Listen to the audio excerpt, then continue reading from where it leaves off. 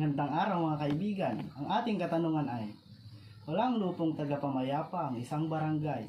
Sino ang magsasagawa ng conciliation? Naku, malaking problema yan ni Kapitan. Kung walang lupong tagapamayapa ang isang barangay, maaaring si Kapitan mismo ang magsagawa nito.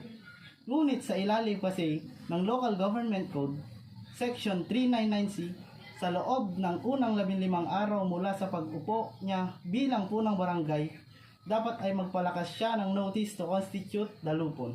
Diyan sa notice na yan, nakalagay ang mga pangalan ng mga pagpipiliang magiging miyembro ng lupong tagapamayapa ng barangay. Mandato at gampanin niya ni Kapitan.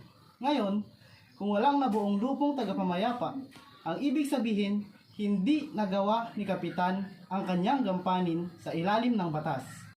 At dahil dyan, maaari siyang maharap sa kasong administratibo for negligence or dereliction of duty. Yun lamang po mga kaibigan.